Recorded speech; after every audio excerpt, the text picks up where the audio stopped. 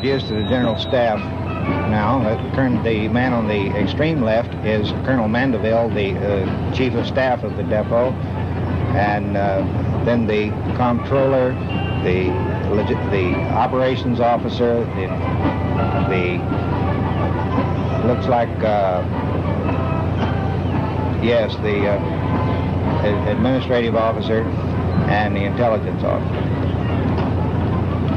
Now the honors ceremony has been completed, and where does the president go from here, Sergeant? Well, the caravan will form from here. It'll go through the arcade back onto the parade field where the helicopters landed a few moments ago, and down the street to receiving barracks where the president will step into the they have yellow footsteps painted for the recruits to stand as they report in. The president will step into a set of those footprints and will hear and see just what the young recruit sees and hears. It's a very impressive thing at receiving barracks. In 56 minutes, they completely change a civilian into at least most of a Marine. I think see this also. That's right. It wasn't expected that he would absolutely get out. I mean, you didn't figure your schedule on his getting out of the car. He's not scheduled to get out of the car. You just see what our schedule's worth. But we felt certain that he would get out. He's congratulating the instructor, I think, for the pugilistic area, isn't that? Well, I think he's getting some information from the instructor. The president, of course, has a very strong interest in physical fitness, so it was pretty much a foregone conclusion that he would get out and get involved in this. I trust he won't run one of the obstacle courses. That's not in the schedule either. There's the red band to simulate the band at the end of the route. Now these fellows, they come in on each other and they shout blood-curdling yells, don't they? I'll say they do.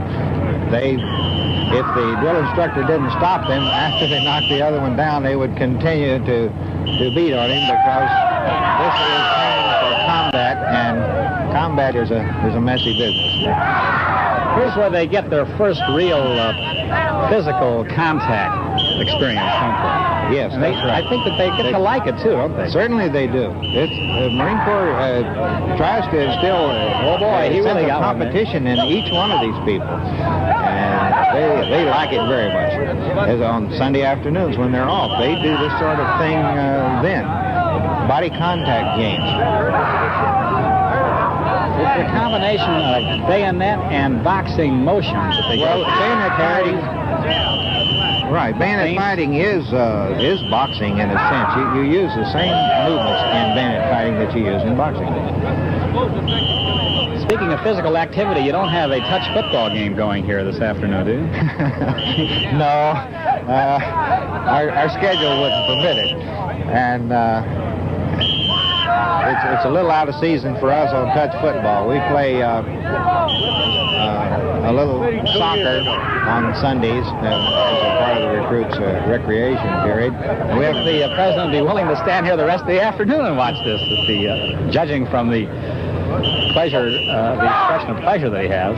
He looks like he's enjoying it, all right. The President of the United States. General, gentlemen, I want to express my very strong appreciation to all of you this morning on behalf of the people of this country.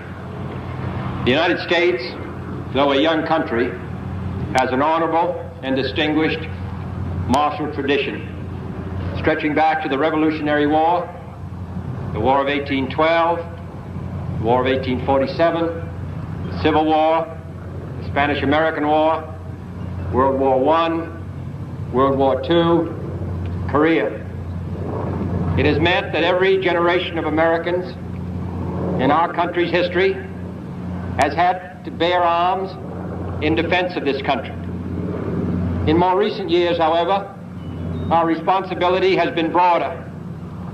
Since 1945 and the end of the Second World War, the whole cause of freedom has depended upon the United States. We have been the keystone in the arch So I come here today not to speak to all of you, but to get the kind of realization which all of us in Washington need, which is that there are still thousands of young men in this country who are ready to take up arms in its defense. That the old Corps may have been a great Corps, but the new Corps is just as good.